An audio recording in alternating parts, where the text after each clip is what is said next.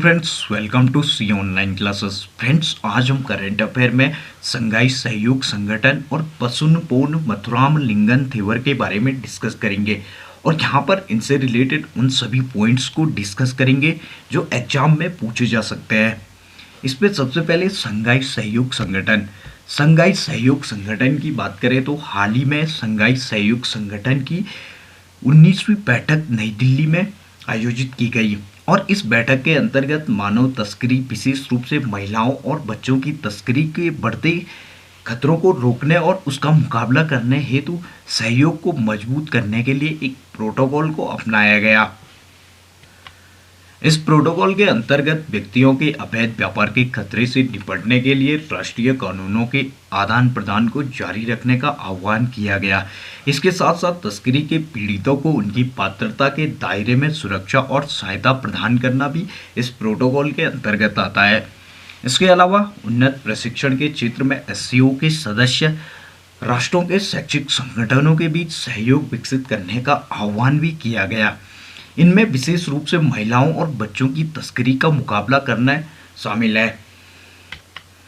Next हम मानव तस्करी के बारे में डिस्कस करेंगे। मानव तस्करी की बात करें तो इसके अंतर्गत किसी व्यक्ति से बलपूर्वक या दोषपूर्ण तरीके से कोई कार्य करवाना आता है। इसके साथ साथ एक स्थान से दूसरे स्थान पर ले जाना और उसे बंधक बनाकर रखना मानव तस्करी के अंतर्गत आता है। इसके साथ साथ इन तरीकों में धमकी देना या अन्य प्रकार की जबरदस्ती भी शामिल है। इसके अलावा उत्पीड़न में शारीरिक या यौन शोषण के अन्य रूप, बलात्श्रम, सेवाएं, दास बनाना, जबरन शरीर के अंग निकालना मानव तस्करी के अंतर्गत आता है। नेक्स्ट हम इस प्रकार के मुद्दों से निपटने के लिए भारत में जो प्रासंगिक कानून बनाए गए हैं उनके बारे में डिस्कस करेंगे। इसमें सबसे पहले अनैतिक व्यापार अधिनियम 1956। अनैतिक व्यापार अधिनियम 1956 की बात करें तो मानव तस्करी से रिलेटेड जो मुद्दे होते हैं उनसे निपटने के लिए ये एक प्रमुख कानून है। इसके साथ साथ भारतीय संविधान के अनुच्छेद 23 और 24 इसमें शोषण के खिलाफ का अधिकार, जो इस प्रकार के मुद्दे से निपटने के लिए एक प्रकार का कानून बनाया गया है। इसके अलावा आईपीसी में 25 धाराएं भारत में प्रासंगिक कानून है, जैसे कि 366 ए हो गया, 366 बी, 370 और 374। इसके साथ साथ मानव तस्करी से निपटने के लिए भारत में किशोर न्याय अधिनियम, सूचना प्रौद्योगिकी अधिनियम, बाल श्रम रोकथाम अधिनियम, बंधुआ श्रम अधिनियम बनाए गए हैं। नेक्स्ट हम मानव तस्करी से रिलेटेड भारत के प्रयासों के बारे में बात करेंगे। इसमें सबसे पहले जुलाई 2021 में महिला और बाल विकास मंत्रालय ने मानव तस्करी विरोध विधेयक, व्यक्तियों की तस्करी विधेयक 2021 का मसौदा जारी किया है। इसके साथ साथ भारत ने अंतर्राष्ट्रीय संगठित अपराध पर संयुक्त राष्ट्र सम्मेलन की पुष्टि की है, जिसमें अन्य लोगों के बीच विशेष रूप से महिलाओं और बच्चों की तस्करी को रोकने और दंडित करने के लिए एक प्रोटोकॉल है। इसके साथ साथ भारत ने वेश्यावृत्ति के लिए महिलाओं और बच्चों की तस्करी को रोकने और उनका मुकाबला करने हेतु शार्क कन्वेंशन की पुष्टि की है। इसके अलावा मानव तस्करी के अपराध से निपटने के लिए राज्य सरकारों द्वारा विभिन्न निर्णयों को संप्रेषित करने और अनुवर्तित कार्रवाई हेतु गृह मंत्रालय में वर्ष 2006 में एंटी ट्रैफिकिंग नोडल सेल की स्थापना की गई। इसके साथ साथ न्यायिक संगोष्ठी निचली अदालतों की न्यायिक अधिकारियों को प्रशिक्षित और संवेदनशील बनाने के लिए मानव तस्करी पर न्यायिक संगोष्ठी उच्च न्यायालय स्तर पर आयोजित की जाती है।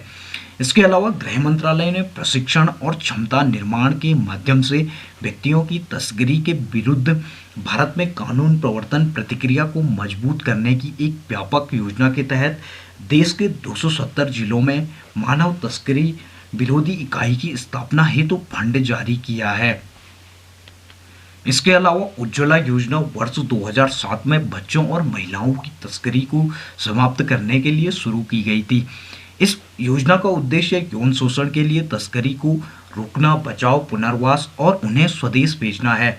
इसके साथ साथ स्वाधार गृह योजना, सखी, महिला हेल्पलाइन का सार्वभौमिकरण जैसी विभिन्न पहलें हिंसा से प्रभावित महिलाओं की चिंताओं को दूर करने के लिए सहायक संस्थागत ढांचों और तंत्र प्रदान करती हैं। सहयोग संगठन यानी कि एससीओ के बारे में डिस्कस करेंगे।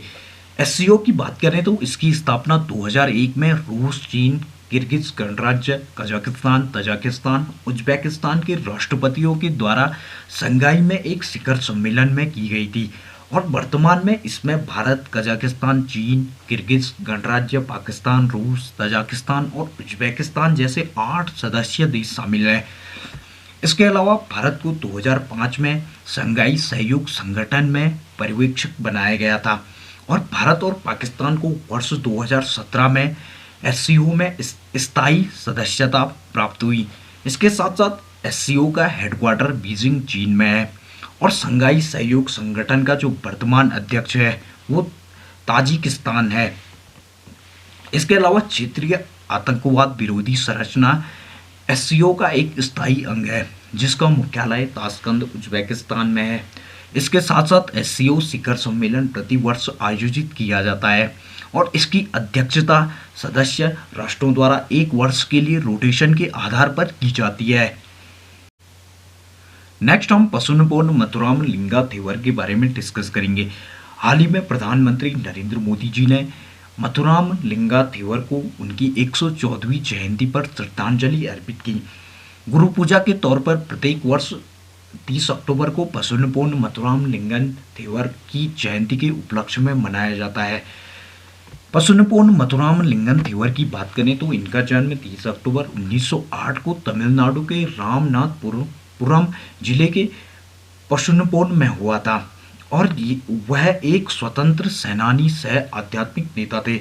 इसके साथ साथ पसुनपोन मथुराम लिंगन जी को मुकुल थोर समुदाय के बीच एक देवता के रूप में पूजा जाता है।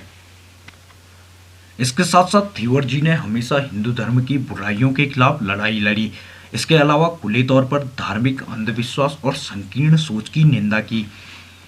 इसके अलावा सुभाष चंद्र बोस जी के साथ इनके संबंध समाजवादी और सुभाष चंद्र बोस के सहयोगी होने के नाते थेवर जी ने वर्ष 1952 से अखिल भारतीय फॉरवर्ड ब्लॉक के राष्ट्रीय उपाध्यक्ष के रूप में कार्य किया और वह अखिल भारतीय फॉरवर्ड ब्लॉक के राष्ट्रीय संसदीय क्षेत्र के लिए 3 बार चुने गए। इसके अलावा मंदिर प्रवेश आंदोलन में इन्होंने एक महत्वपूर्ण भूमिका अदा की। मंदिर प्रवेश प्राधिकरण और क्षतिपूर्ति अधिनियम 1939 में सी राजगोपालाचारी की सरकार द्वारा पारित किया गया और इसने दलितों के हिंदू मंदिरों में प्रवेश पर प्रतिबंध को हटा दिया। इसके अलावा थेवर जी ने इस सुधार का समर्थन किया और जुलाई 1939 में दलितों को मदुरई के मीनाक्षी मंदिर में प्रवेश कराने वाले कार्यकर्ता वैद्यनाथ अय्यर की मदद की। इसके अलावा आपराधिक जनजाति अधिनियम में भी इन्होंने महत्वपूर्ण भूमिका अदा की। 1920 में अंग्रेजों द्वारा मुगलतोड़ समुदाय के खिलाफ अधिनियमित आपराधिक जनजाति अधिनियम, जिसके खिलाफ थेवार ने लोगों को लामबद्ध करके विरोध और प्रदर्शन शुरू किया। इसके साथ साथ आपराधिक जनजाति अधिनियम ने इस समुदाय को आदतन अपराधियों के रूप में नामित करके इनका अपराधीकरण किया। इसके अलावा निरंतर प्रयासों के बाद वर्ष 1946 में अधिनियम को निरस्त कराने में इन्होंने एक महत्वपूर्ण भूमिका अदा की। इसके साथ साथ थेवर जी का 30 अक्टूबर 1963 को बीमारी की वजह से निधन हो गया और इनके निधन के साथ भारत ने एक महान नेता को खोया। नेक्स्ट हम ऑल इंडिया फॉरवर्ड ब्लॉक के बारे में बात करेंगे। ऑल इंडिया फॉरवर्ड ब्लॉक की बात करें तो इसका फॉर्मेशन मई 1939 में सुभाष चंद्र बोस जी के द्वारा किया गया। All India forward block Bharat में एक वामपंथी राष्ट्रवादी राजनीतिक दल था जो वर्ष 1939 में भारतीय कांग्रेस के भीतर एक गुट के रूप में उभरा। इसके साथ साथ फॉरवर्ड ब्लॉक का जो पहला अखिल भारतीय सम्मेलन हुआ वो जून 1940 में नागपुर में आयोजित किया गया। इसने ब्रिटिश औपनिवेशिक शासन के खिलाफ संघर्ष के लिए उग्रवादी कार्रवाई का आग्रह करते हुए भारतीय लोगों को सभी शक्ति शीर्षक से एक प्रस्ताव पारित किया। इसके साथ साथ फॉरवर्ड ब्लॉक का मुख्य उद्देश्य कांग्रेस पार्टी के सभी कट्टरपंथी तत्वों को एक साथ लाना था ताकि यह समानता और सामाजिक न्याय के सिद्धांतों के पालन के साथ भारत के पूर्ण स्वतंत्रता के अर्थ का प्रसार कर सके। इसके साथ साथ 23 जून 1942 को ऑल इंडिया फॉरवर्ड ब्लॉक को प्रतिबंधित किया गया। तब भी जब इसे अवैध घोषित किया गया, तब भी इसने लोगों के संघर्ष को सफलता और गौरव का ताज पहनाने में क्रांतिकारी भूमिका निभाई। इसके साथ साथ भारत की स्वतंत्रता के बाद पार्टी ने खुद को एक स्वतंत्र राजनीतिक दल के रूप में पुनर्स्थापित किया।